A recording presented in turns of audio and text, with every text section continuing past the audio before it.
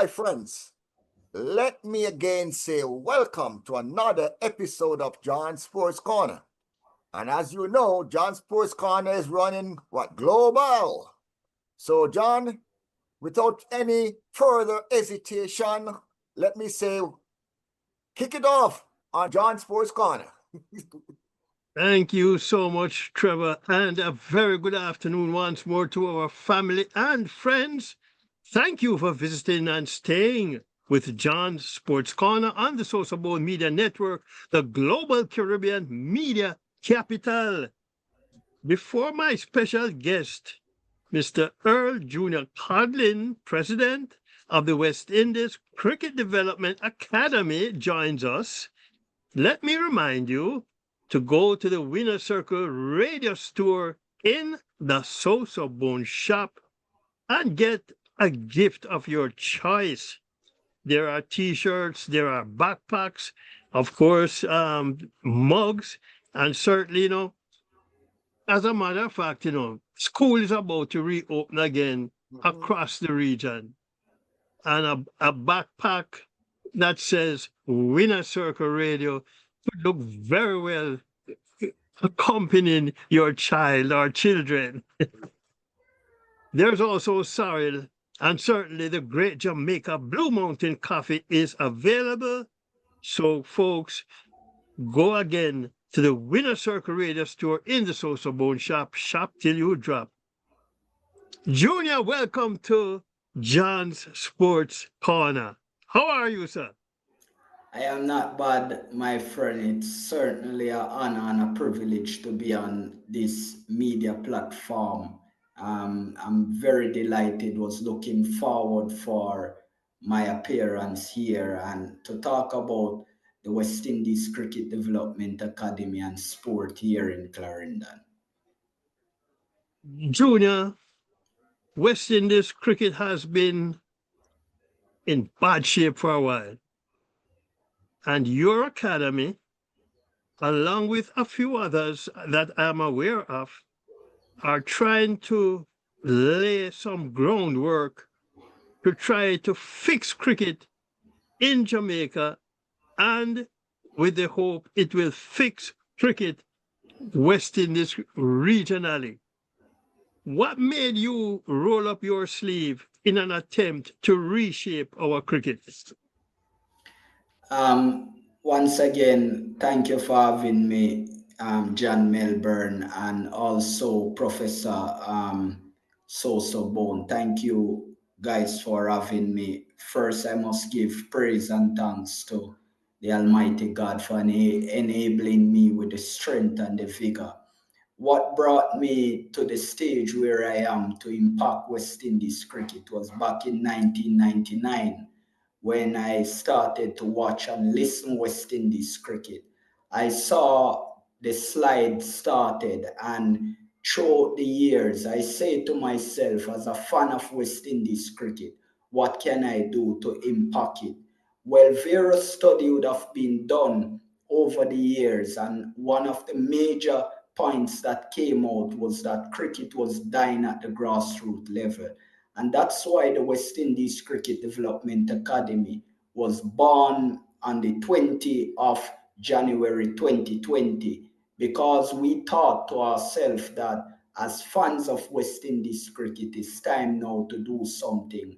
And we believed the best way to do it is at the grassroots level. And that's why this academy exists, for less fortunate cricketers that want to play the game but don't have the opportunity or the resource in which to play the game that they so love. How difficult has it been to get others to buy into your vision? It's very difficult because people often say that West Indies cricket ought to, do the work that we are doing.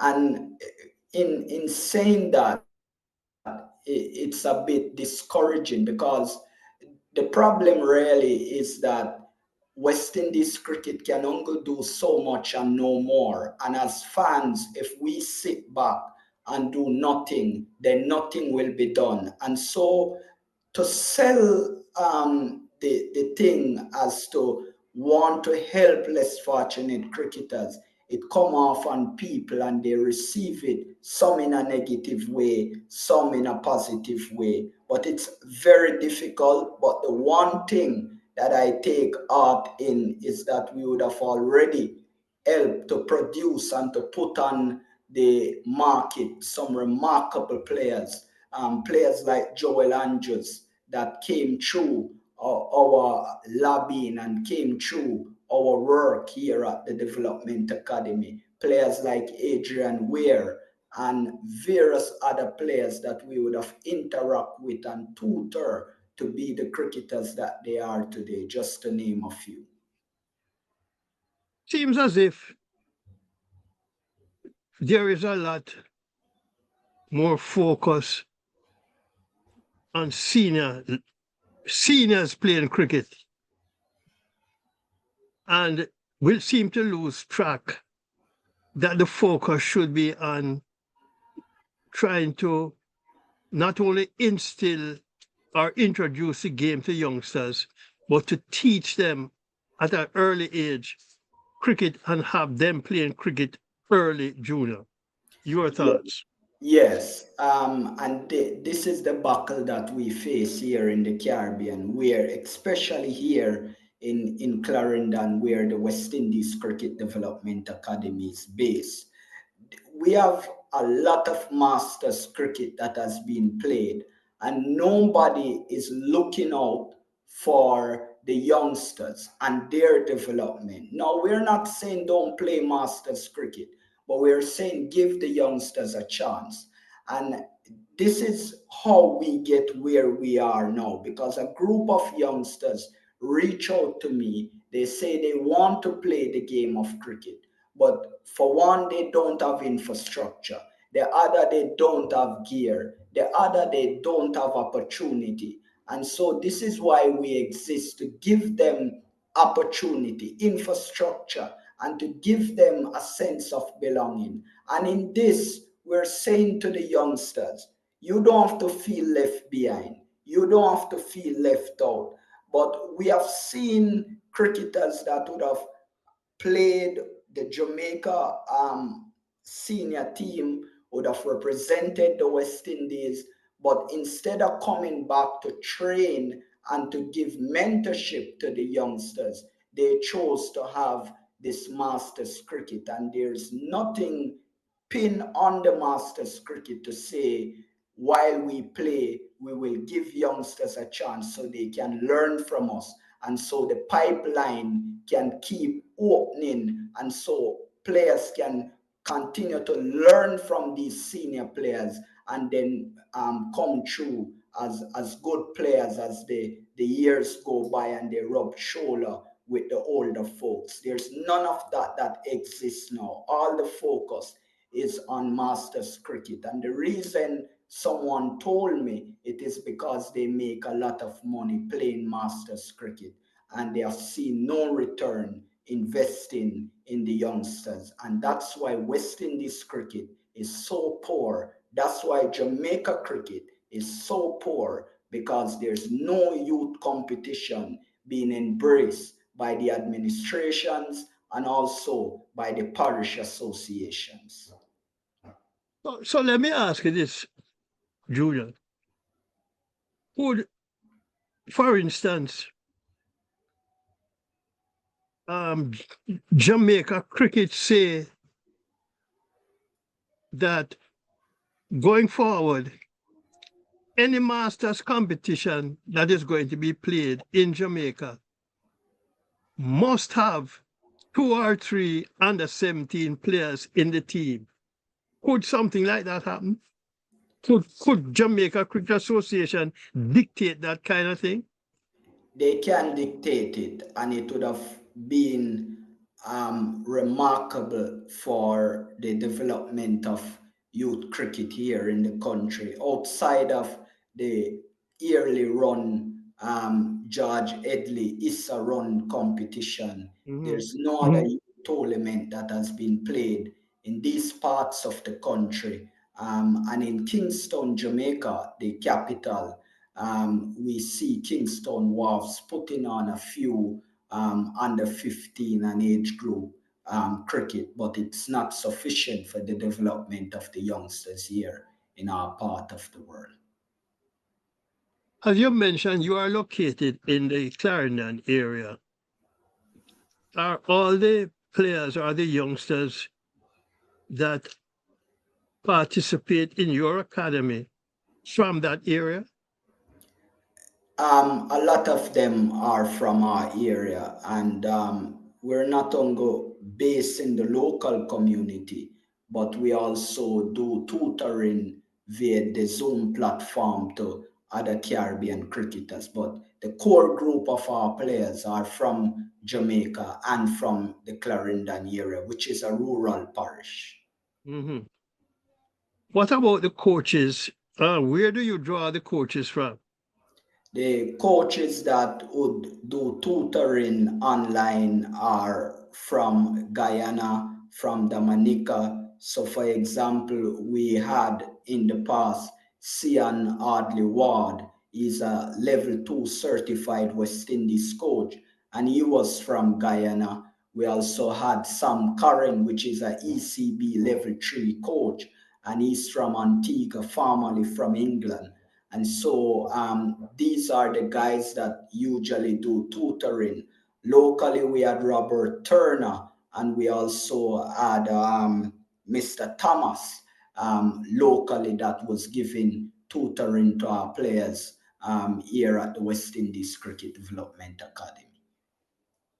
Is the academy gender focused, in other words, for boys and girls? To twinning the genders together is quite less here in our academy.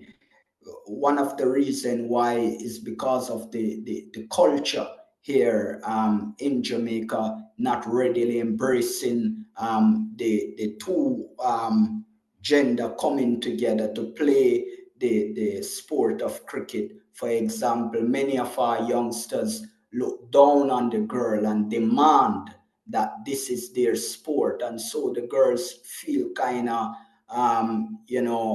not welcoming in the environment. But from an administrative point of view, we don't think really and truly that we are ready to move down the line where we look to integrate these girls into what we are doing yet.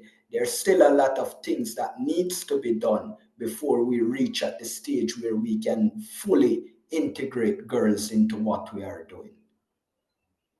At what age do youngsters come to the academy? Do you have a age cutoff point? Yes. Once they reach 20, then basically they're coming out of high school, because as you know, here in Jamaica, we would have sixth form. And so they would come up to school till around 19, 18, 19, going on to 20. But we usually start them out from age 12, and we'll have them until age 18, 19, and sometime 20, but we don't go beyond that at the moment. One of the reasons resources are not available to continue to have them, because it takes a lot to have them. And the other thing is that while we have them, we need to have competition in which they can look forward to. One of the reasons and one of the things that will keep youngsters focused is something to always look forward to. You have to have their expectation pointing towards something. So they want to know that they have an incoming tour. They want to know that they can travel to Old Harbour to play the Old Harbour team. And usually when you do these things, you play age groups. So you have the under 19, the under 17, and the under 15. So they don't want to come always to training and then they leave, go back home, but they want to be able to play the actual game and to have some bragging rights. And so many a times, why we don't keep them beyond the age of 20, it is because in the geographical areas, we don't have competition that caters for those age group. And that is the reason why we're calling out those that are running the Masters cricket, asking them to include these youngsters because in them is great potential.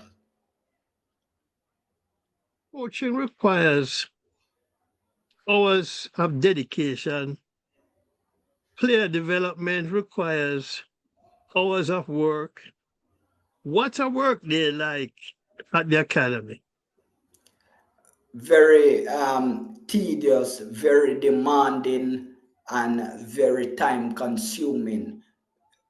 Basically, we now embrace and use mind power as a mechanism to keep these players focused, to allow them to deal with stress, to allow them to think critically and to solve problems both on the field and in their life. And so in teaching them the basics of the game and the technicality of the game, we also have to cater for their mental well-being, to give them the strength, to give them the courage to continue no matter what.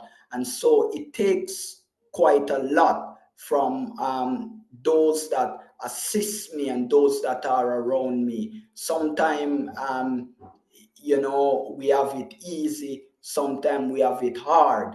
One of the reasons we have it easy is because sometimes you might have a group of youngsters that take on to what you're doing quick enough. But many a times you will have youngsters that struggle to really grab what you are giving them. And so basically you have to use now the skills how to get to them, because not everyone learn the same way and not everyone learn as fast as some. In terms of a development plan from year 1 to year 2 to year 3 and so on, how does your development plan work? Basically we have a timeline, and so after a year or after 3 to 4 months, the player that don't know how to hold the bat, we want to get them to a stage after 6 months to be basically knowing how to hold the bat, knowing how to maneuver the bat in their hands when facing a bowler. Now many a times we might get a bowler that believe that they are bowling, but basically they're not bowling. They are pelting, as some would call it in the cricketing world. And so it takes time to get that habit out of them and to have them to be comfortable with the actual knowing how to turn over the arm, knowing the of which to bend the arm and to keep it that way. So after 6 months, we expect that basically they will know how to hold a bat properly, and they will also know how to actually bowl in the way that is required by the laws of cricket. Does the academy have a team or teams in age group competitions? And what competitions do they play in? Yes, we usually take part in the, as you would know, the yearly run George Headley ISA run competition.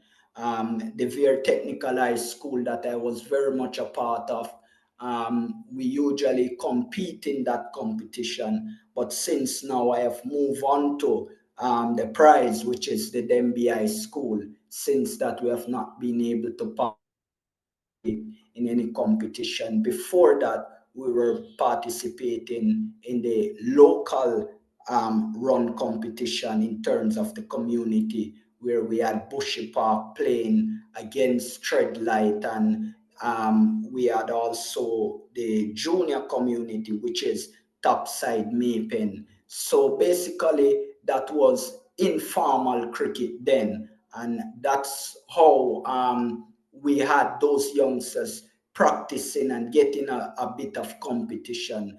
But now we're at the Denby High School, which we now base. We're looking now to enter once again the newly run George Headley competition, and that will start back in January of 2026. June, is it true that our youngsters today, Junior, don't have the same passion for cricket as years ago?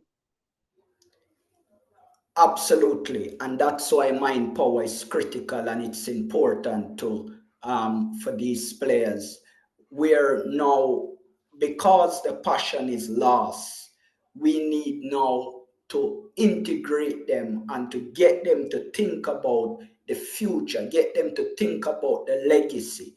And so when we talk about mind power, these are the things that we integrate. We are creative in the way we teach these youngsters, because in that you need to give them a sense of belonging. You need to give them something to fight for, something to love, a common cause.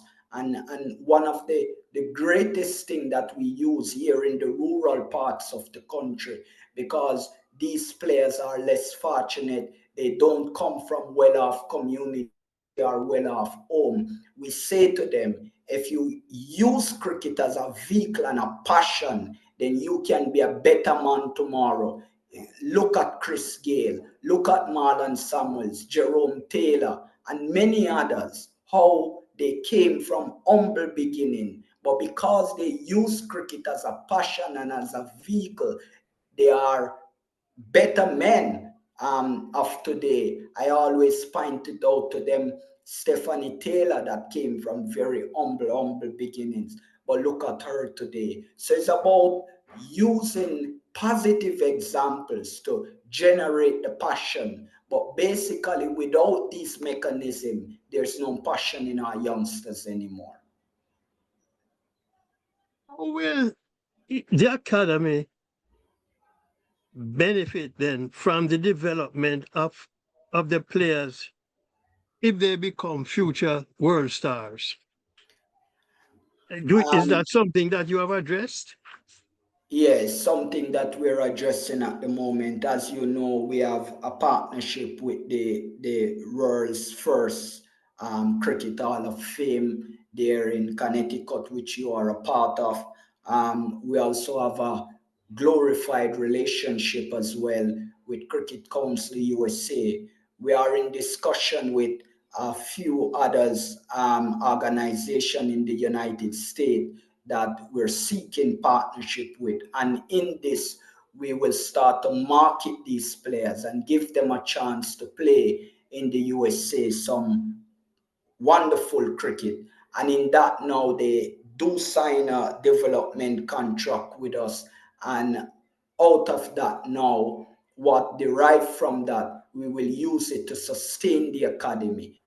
And that's where we're looking. That's the future that we're looking towards. And we hope that they will buy into it. But from a technical point of view, it made no sense you develop these players. It made no sense you create them and then have nowhere to send them to, nowhere for them to ply their trade, nowhere for them to know if what you have teach them can be a vehicle through which they move to the next stage of life. And so this is how we talk about opportunity. We not only collect them into the academy, but we look to expose them internationally. And we are glad for the Cricket Hall of Fame and for Cricket Council USA that have afforded us the opportunity to do these things. Do you think our cricket might be better off or better served if players like Jeff Dujan, Darren Powell, Sir Curtly Ambrose, and maybe Ramnaresh Sawan and some others were more active at the youth level, teaching youngsters? Absolutely, very much so. Darren Powell, the former West Indies opening bowler, would have done a few camps with players at the Sir Peace Cricket Oval a few weeks ago, and the players from their feedback that I got from them took on to him in a very positive way, knowing that he would have been there, he would have done it, he would have accomplished things nationally and internationally. So I believe just the caliber, just what they would have done will have a major impact on the minds of our players if these guys choose to get involved with them. You almost have half of the job being done already just to have these caliber of people being involved in youth cricket here in the region. Because, generally youngsters look up to, if you're a former star, then Yes, the youngsters look up to them and maybe want to be like them. absolutely. So it They might come to them better. attract youngsters to come out for training more regularly. Yes, and on time. Exactly. I know one of the steps that your academy has taken recently is the construction of a practice surface um, for cricketers and for cricket. Let's talk a little bit about that. Yes, I'm very happy to talk about that because a few months ago, in January of 2025, a group of youngsters reached out to me and they said to me that we have read about your organization, and this is the difficulty that we have, is that we are not entering the yearly run George Headley Cup. We don't have infrastructure. We don't have a coach. We have nothing, but we want to play cricket. We love the game. And as a responsible institution operating in Clarendon and in the local community, I thought to myself, what can I do to help these youngsters? This is why we exist. This is why we came together and formed this academy 5 years ago to respond to the challenge and to respond to these youngsters. And so I immediately initiate conversation with the school administration. I went and do a study, a feasibility study, and understand the challenge that they face as an institution and as a school. Now, in my investigation, what I would have found out is that the former coach is now the second vice president, the first vice president of the Clarendon Cricket Association. He walked away from the school because his complaint was that there's no infrastructure. Being in the position that he is, he should have effect infrastructure development. So I say, you know what, I'm not going to make this be a determinant to what should and must be done. So in the geographical area, there's no training institution, and one is existing, but it is almost 16,000 Jamaican dollar to be able to use that facility every single time. That's about 110 US dollar to use the institution all the time. It is unsustainable. Talking with school administration, they say they can't find that money 3-4 times a week. They say to me they have a very small budget. They are not able to build infrastructure. They are not able to hire a coach. In my interaction with our partners, I give them what I would have gotten from the school, the information. I say to them, we must respond to this challenge. We must help. We must deliver for these youngsters that greatly in need. Looking back at our mission statement, looking back at our vision, we say to ourselves, this is our greatest opportunity now to do something. Out of that, we would have built 2 concrete pitch because in the school, there's no training facility, as I would have pointed out earlier. So we would have put in already 2 concrete pitch, and now we are at a stage where we need to put around that concrete pitch the fencing around it for the protection of the players, and for them to be able to have something to stop the ball from going away, and also to, so typically you would have the pitch, you would have the meshing and so forth. But in our part here in Jamaica, to source the mesh is very expensive. So the next best thing will be the chain link fence, and you use that with the galvanized pipe, and then out of that now you will have an infrastructure. So this is where we are now, where we need now the galvanized pipe and the chain link fence. This institution that we are doing not only will benefit the Dembi school, but there are schools in the geographical area, the Central High School, the Garvey High School, the Glenmore High School, and a few others that don't have this facility.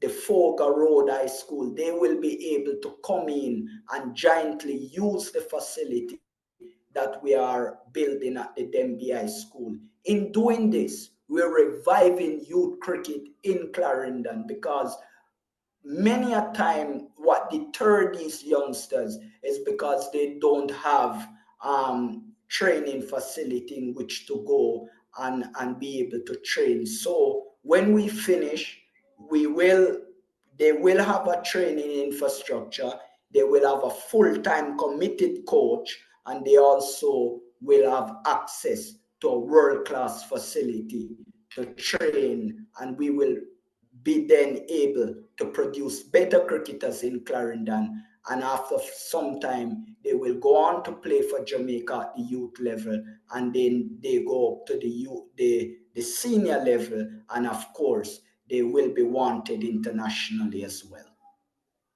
What will this fencing cost, Junior? The fencing will cost 1,400 US for the galvanized pipe and the chain link fence and the assembling of it. That's where we are now. That's the figure that, based on estimates and based on measurement and study, that's what it will cost to finish this project. You talk about a part of training, of course, is being able to outfit youngsters in cricket gear. How expensive is cricket gear today, and how do you get your gear?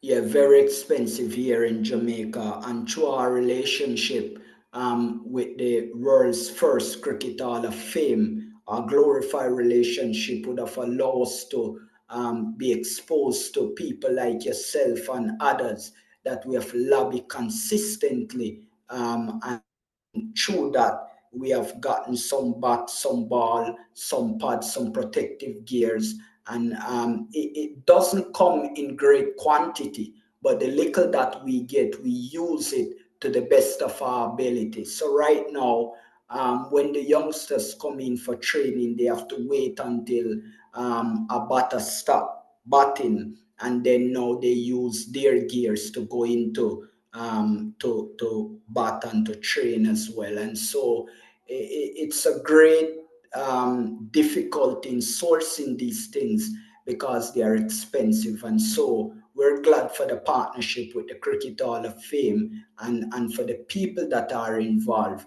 that more or less give us some very small quantity, but nevertheless, we are appreciative and grateful for it. So that's how we get our gears. So we would love if somebody listening or watching this show and you are able to give us gears, it would be well appreciated. But before we move on, then Junior, in saying that, how do, if somebody watching this program wants to contribute or donate to the West Indies Cricket Academy, how would they go about that? Absolutely. You could reach the West Indies Cricket Development Academy by phone and WhatsApp at the following number: 1-876-853-9236. You could also send us an email at westindiesacademy@zozomail.com. You can also send an email to juniorcodlin65@gmail.com. You can also contact the world's first Cricket Hall of Fame and the executive director, Michael Chambers. And through these means, you can reach to us, and we will happy to have interaction with you and give you assurance. You want to repeat that information again for us, Junior?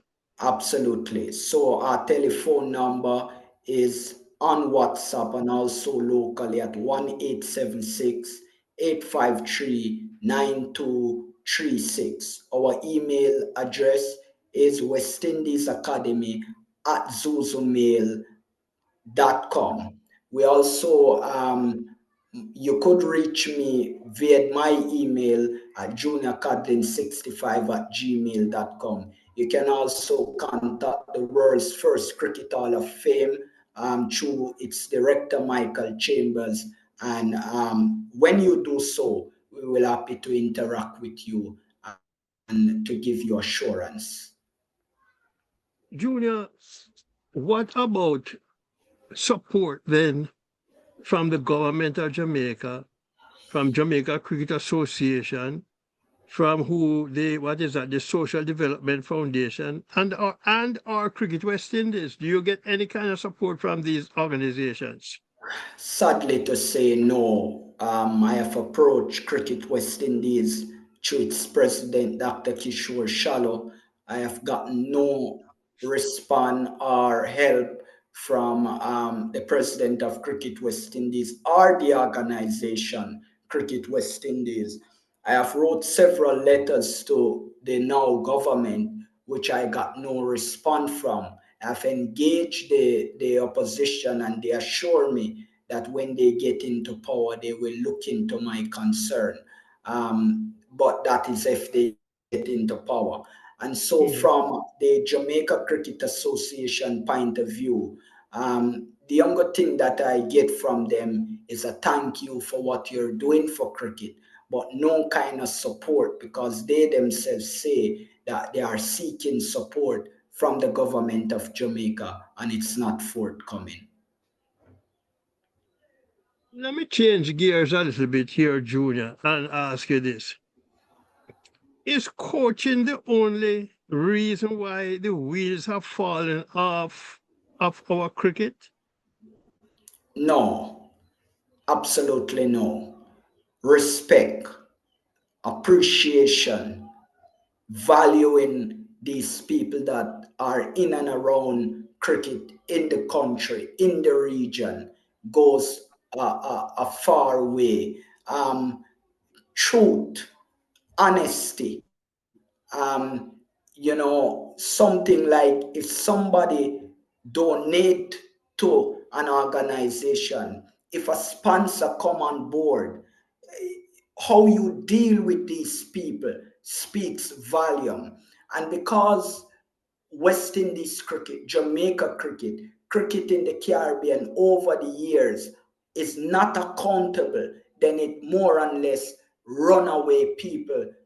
People don't want to get involved. People don't want to get engaged. And as you know, Hall of Famer Melbourne and Mr. Bone, as you know, without investment, without capital, there's nothing that can be done. And so, if we're going to be disrespectful and not accountable to people that are investing, that are supporting, then we will have no support. We will have no sponsors. And when you have no sponsors, then the product that you're putting out on the field will be greatly diminished, because it takes cash to care. And without cash, then these players cannot be able to train and to be exposed. They don't have nutrition. They don't have transportation to get to the training facility. They don't have boarding facility. They don't have the wherewithal to continue so there's no encouragement. And because of that, the product of our cricket here in Jamaica and in the rest of the region greatly affected because there's no investment. And why there's no investment, a lot of times we have found because a lack of accountability and disrespect. Women's cricket seem to be lagging in the Caribbean as a whole now. Cricket West Indies, however, have sent some of our talented young ladies to India, and part of that training program, I understand, is being geared towards them learning to play spin bowling. In your opinion, is 2 weeks enough time for our young ladies to learn how to play spin bowling? No, that's a band-aid over a cut. The cut is deep and it needs to be stitched. It needs to be cared for. It needs to be handled over a long period of time. What Cricket West Indies is embracing now is just a band-aid. When you have these young girls for 2 weeks and you're teaching them, training, coaching is a process. It takes time and it takes real development. And that's why organizations that I lead are crying out for support, because we at the grassroots level that get these players when they are 11, when they are 12, if we get them and we are able to have them for 5, 6 years, then this is how you will get the coaching, the methodology ingrained into them. And no, you don't need to have them for 2 weeks, but they would have already have the concept in their mentality, in their brain, and almost they will be able to do it naturally because they would have been doing it over a period of time. So 2 weeks cannot compensate for 5, 6 years of neglect. I am not sure what happens to our cricketers for the most part when they retire. But a batsman like a Ramnaresh Sarwan, a Desmond Haynes, Brian Lara, or even Jeff Dushan, can't these guys be brought into the fold to teach our youngsters how to play spin bowling? Because they were good at it in their time, In and their time. so they should be embraced. When you look at a player like Chris Gale that many would associate with explosive batting, but we watch Chris Gale since the year that he started to play international cricket. We have seen him change gear many a times. This is a guy with a triple century in Test cricket. It takes time, it takes patience, it takes grit to be able to do these things. And not only one time that he got 300, he got it Mm-hmm. against South Africa and against Sri Lanka. Mm-hmm. And so these are players that you need to encourage. But like I said before, disrespect, a lack of accountability, a lack of value, it's not being placed on these players. They are not being appreciated. They are not being glorified. And even a gentleman like myself, sometimes I feel unappreciated. But I remember that I exist for the betterment of West Indies cricket at the grassroots level. And that's why I do what I do continually. So then on that note, Junior,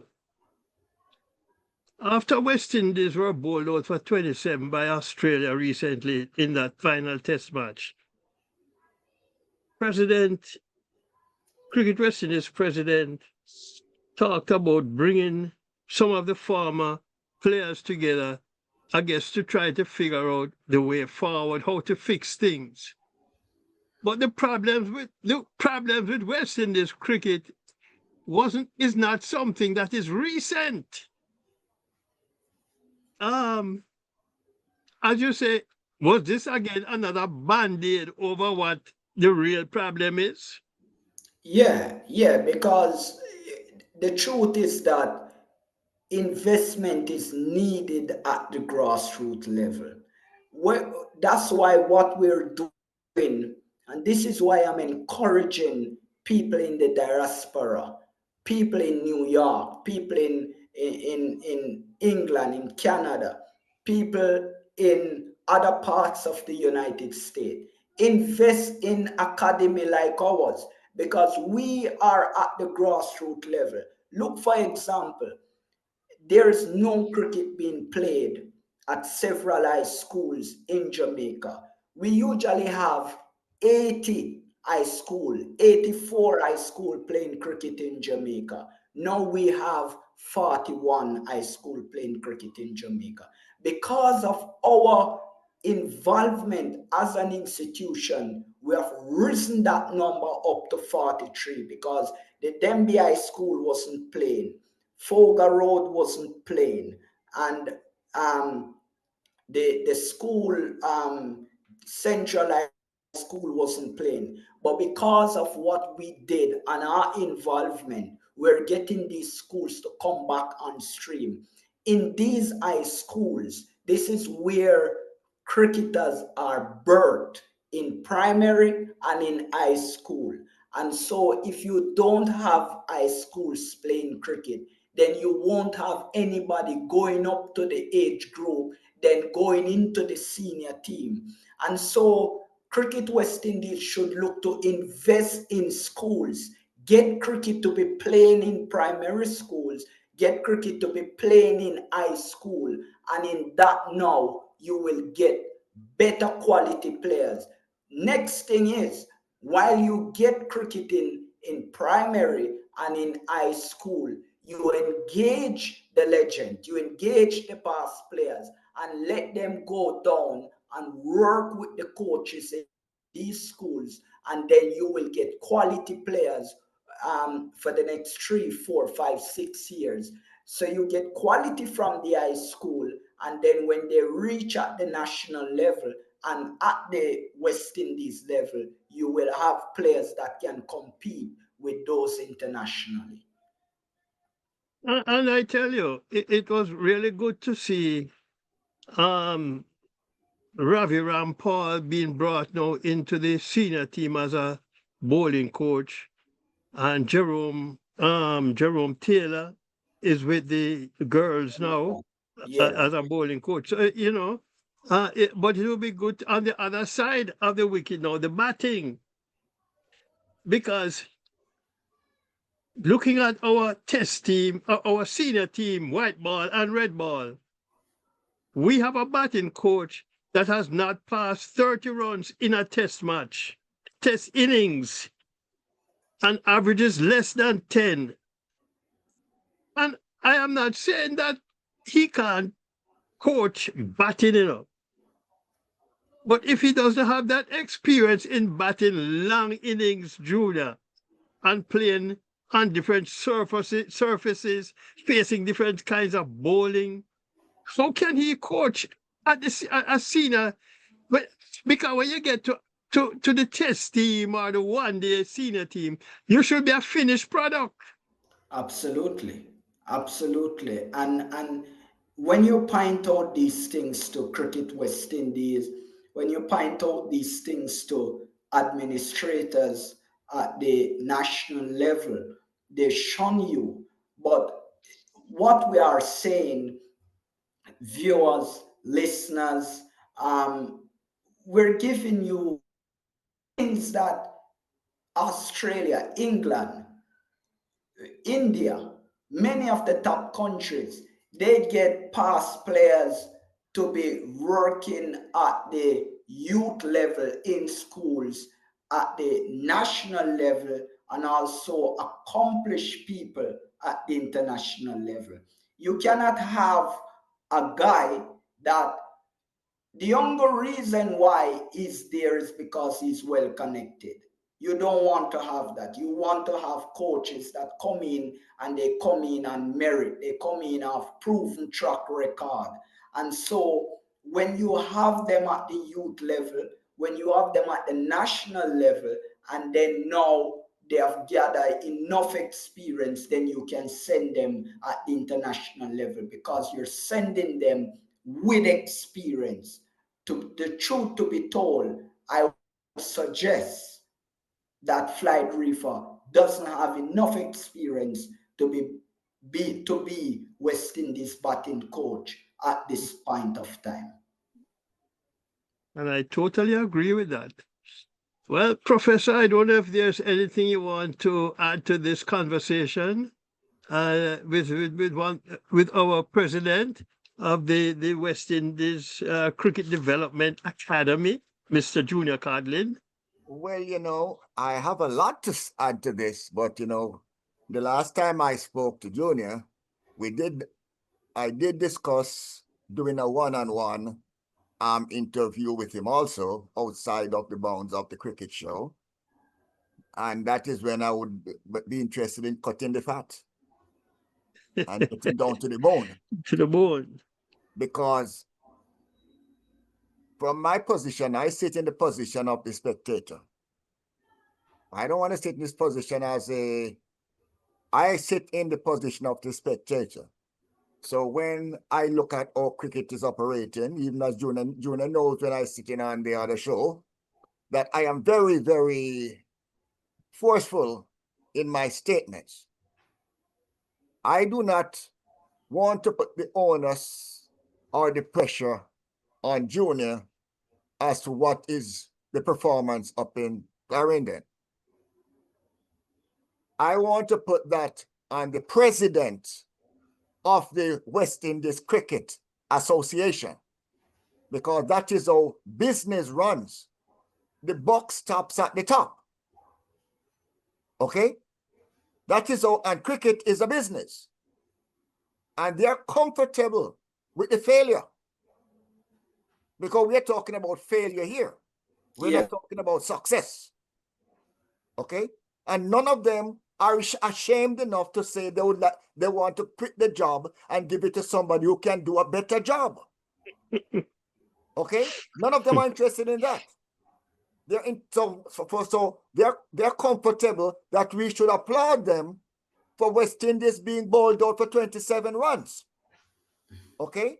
Because they have not made any steps that you figure is more than a band-aid, as we said. And this is echoed across multiple cricket shows that I listen to. Mm-hmm. Okay? That they are comfortable with being failures. And unfortunately, we are not prorating their salary that they get sitting on the board based on the measure of success that they have. If you're a car salesman or real estate salesperson, you are going to be compensated based on your success as a operator or a representative for that industry. But in this case, we do not see that happening. So that my point is, this is a expose as to what is happening with the with Junior's Academy. And having listened to it, I am only now, as I would say, talking about solutions. Mm-hmm. Solutions for this segment. We're going to deal with the ICC board and all of them because that is running across, across the platform right now, especially after the 27 rollout. Okay? Mm. They can't hide from that. They can't duck. Okay? And winning one game afterwards because Sheho came too big. Listen, you're always going to have 1 out of 10 who's going to perform.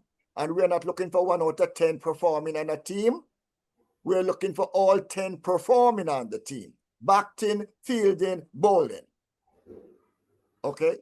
So, my interest now is how we can put some leverage or some pressure in the right places to turn on the pipe so that what he has started in the academy, it does not fail because we have these failure people sitting there as spectators instead of being participators. Right now, you ask a question, are you getting any assistance from the government? No. From the opposition, if we get elected, it is not on their budget. Radar. It's not on their radar. Okay? The failure that we have with our people and our kids, they recognize that as their success. Because they're going to tell you that they think they're doing a damn good job. Re-elect them. And they're going to go to the parents of these children in these communities, and they're going to dance down the street with their different colors and tell them to vote for them. And we have an election coming up. And none of them addresses the fact that these children know they can't vote, but they have a responsibility to them. Okay? And programs like this is not here to pat people on the shoulder. Okay? You have to be able to call them out and hold them accountable. So when Junior comes to this platform, he's coming here and he's calling for the fire department and he's dialing 911. That's what he's here to do. And you know, Junior, I want to back up a little bit here. I talked about our young ladies being sent to India on this coaching program. Could that same money be spent, as I mentioned, having a Ramnawer Sawan, maybe a Brand Lar, I don't know, a Des Haynes, or a Def Dudan? If you brought these guys say at the into Antigua then or wherever, with these ladies for maybe a month instead of 2 weeks, would that be more cost effective than sending them all the way to India? Yes, it would be. It would be. And I embrace what Professor Bone would have said just now in terms of the glorified spectators in terms of our government and the cricket administrators that are now presiding over West Indies cricket. If you look in the Irish Republic now of Guyana, and the way they approach, especially the government of Dr. Ali, the way they approach cricket development and what would have come out of it right now is quite remarkable. If you remember back in the year 2020, 2021, 2022, 2023, they would have sent for Roland Butcher and also Courtney Ambrose to come over and run some camp in Guyana. And that now you're seeing Guyana can feel a team now that will compete with West Indies team and be able, if not beat them, come close in beating them, because these people in Guyana saw the value of these legend and they brought them in to Guyana. We also had Ramnarish Sawan doing coaching, Shivnarayan Chandapal doing coaching over there, Leon Johnson, which was I forget Shiv. yeah, right. And so they are being utilized, and the rest of the region, the West Indies Cricket Board that has a lot more resource, are not using it to the effect and the benefit of our cricket here in the region. And so that is why I tend to agree with Mr. Bone and with you in saying that instead of sending our players overseas, which costs a lot to put them up in hotel, why not use the Antigua facility that we spend a lot of money in purchasing And so you would not have to pay for accommodation, but you would have just to pay for year fare to bring them in, and also for the accommodation of our legend. And then in the region, you can get sponsors that will be able to underwrite the cost of those. And so at the top, there's no leadership, there's no direction, there's no forward thinking. These administrators need mind power training to be able to make better decisions and to be able to do what's right for West Indies cricket. Well, on that note, Junior, I want to say thank you so much for taking the time to join John's Sports Corner this afternoon. And certainly, I do wish you best of luck with the Academy in the weeks, the months, the years ahead. Thank you so much, Junior. Yes, I feel very honored to be on your show, on the John's Corner Sports Show. I feel very honored to be able to share the vision that I have for West Indies cricket and for Jamaica cricket at the grassroots level. I just want to use this opportunity to thank you, which is a contributor to the West Indies Cricket Development Academy. I want to use this opportunity to thank the Cricket Hall of Fame, especially Michael Chambers, which raised so much fund. So we are able now to have two concrete strip in the ground at the Denby High School that will benefit future youngsters and the present youngsters that are there, and also the geographical area that are in and around the Denby High School. To the many other contributors out there, with your words, with your encouragement, thank you so much for believing in me, for believing that the value that we're creating will benefit Jamaica and West Indies cricket in the long run. Thank you so much, and special thanks as well to Cricket Council USA for their help and their support that they have given to the West Indies Cricket Development Academy. Thank you so much.